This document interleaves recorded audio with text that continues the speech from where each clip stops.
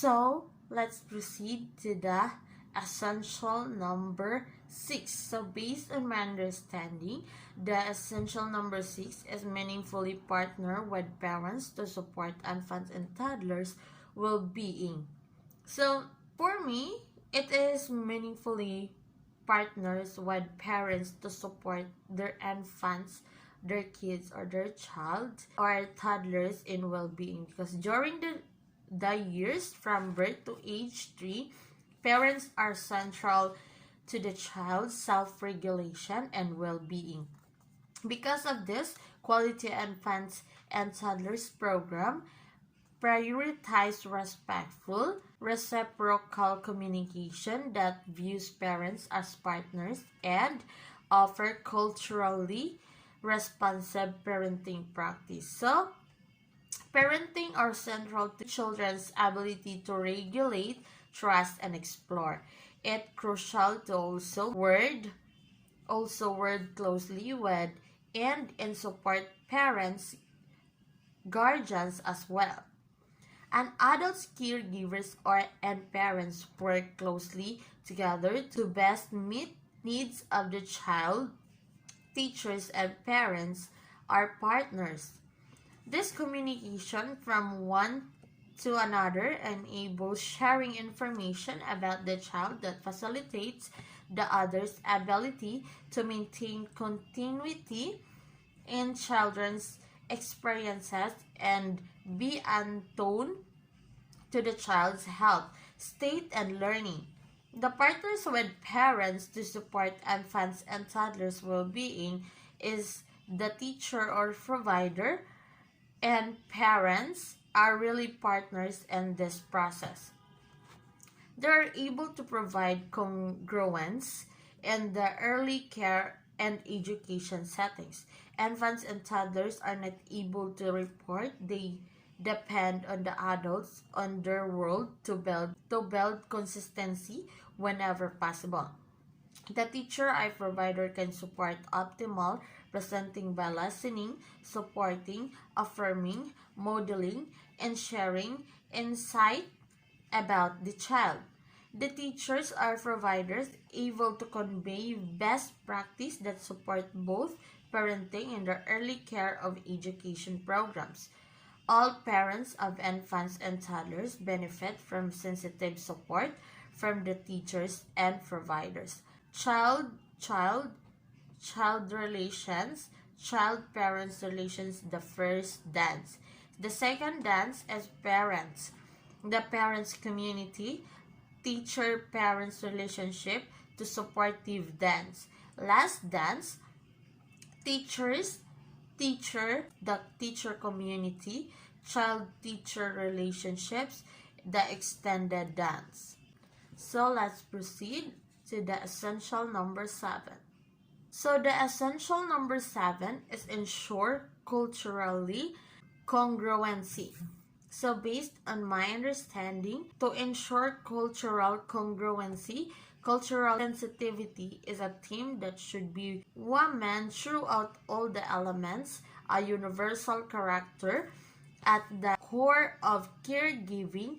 Every individual is rotated in cultures. Relevant programming requires learning accurate information about the cultures of different groups and discarding stereotypes, addressing cultural relevance in making curriculum choices and adaptation as necessary. So by the ensuring cultural congruency, developmentally appropriate practice.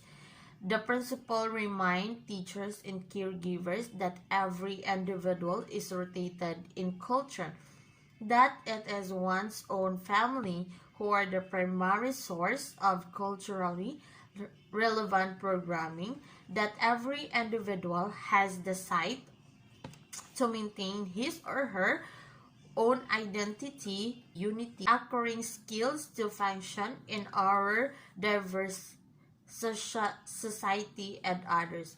We are learning about the importance of cultural sensitivity as a component of the high-quality caregiving and about how to implement this element into all others.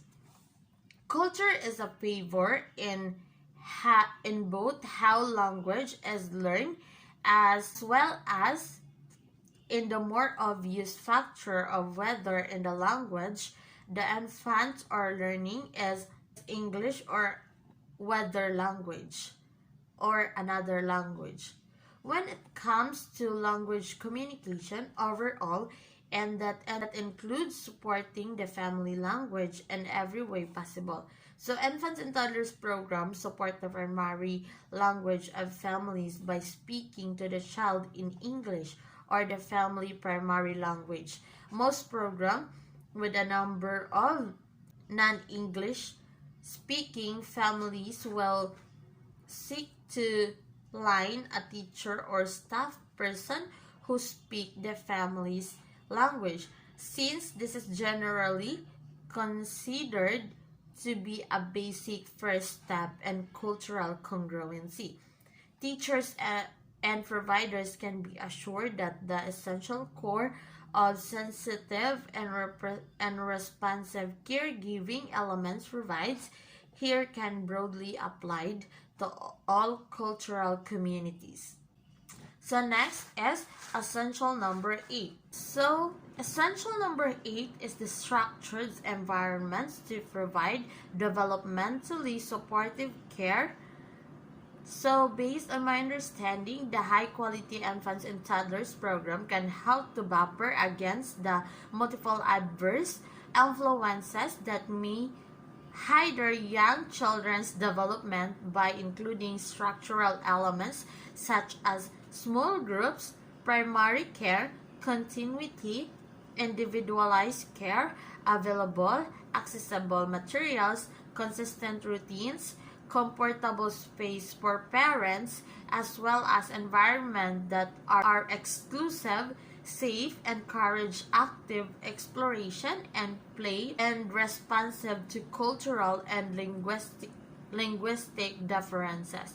So, the infants and toddlers are not too young to benefit from high-quality early learning environment and experiences.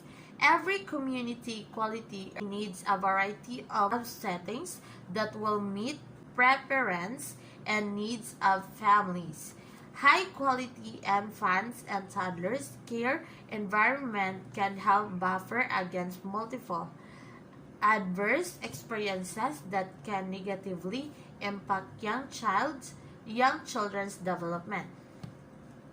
Parents should have access to linguistically appropriate information about high-quality and toddler care options. Regardless of the care and education settings, there are structural characteristics such as actions, group size, and continuity of care that are important. Infants and toddlers programs can help to suffer against the multiple adverse influence that may hinder young children's development.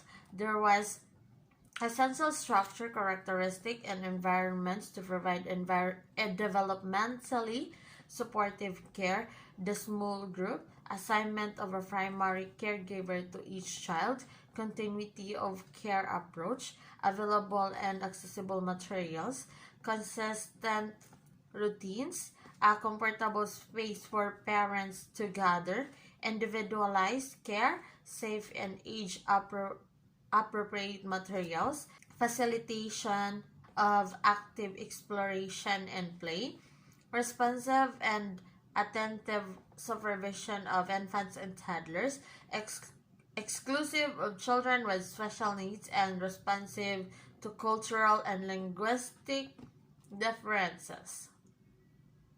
So next, let's proceed to the essential number 9. So essential number 9 is ensure professional possesses appropriate knowledge, skills, and disposition, provide ongoing professional development and reflective supervision.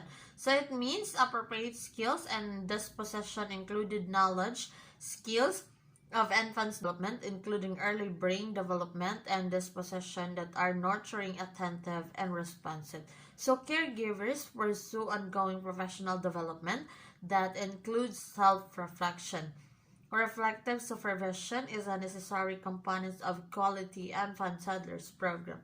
So, provision of high-quality early learning experiences must be led by individuals who have appropriate knowledge, attribute, and commitment to the work of caring for every young children. By supervision of ensure professional possesses appropriate knowledge, skills, and as possession provide ongoing professional development, and reflective supervision involves regular ongoing conversation, thoughtful, non-threatening questions, and active listening between caregivers and their supervision and or colleagues. Through reflective supervision, caregivers are able to self-reflect and explore their own beliefs, attitudes, and behaviors that may be contributing to or interfering with effective work professional development aimed at improving and maintaining quality services provision. Reflective consultation emerge as a powerful strategy for facilitating effective trusting relationship between interventionists and families, as well as for increasing practitioner skills. Caregivers and parents may experience tension as they navigate feelings and protective urges for the very young. Reflective supervision is a method to support providers as they handle the emotional complexity of working with young children and their families. Professional development that includes training that is tied to practice and feedback to support caregivers as they grow in their own knowledge. Okay, so let's proceed to the essential number 10. Last essential. Essential number 10 is the link to health, mental health, and other support services for young children and their families, especially for those with risk factors. So, caregiving environments can protect them or introduce additional risk factors for children, but have the potential to be protective if appropriate support are provided in conjunction with ongoing quality in other respects. Linked to additional services may be needed as part of the program support that are offered to families at highest risk. Have developed models for how health services can be introduced into child care settings and for conceptualizing the close relationship between health and other aspects of behavior beginning in infancy. Health consultants to help programs apply that practice to improve routines, health, nutrition, and safety functions in a child care program and for providing the comprehensive services connections needed for families at highest risk. All programs will need to refer young children who display developmental concerns for an evaluations that may make them eligible for infant-toddlers intervention. Every program needs to ensure that all staff has been properly oriented to required child abuse reporting procedures and that staff within a program have developed best practice for handling such cases professional and supportively. High quality infant and toddlers program that partner with strong relationships with parents and community members offer a trusted bridge and to and between services and resources for families. That's all. Thank you.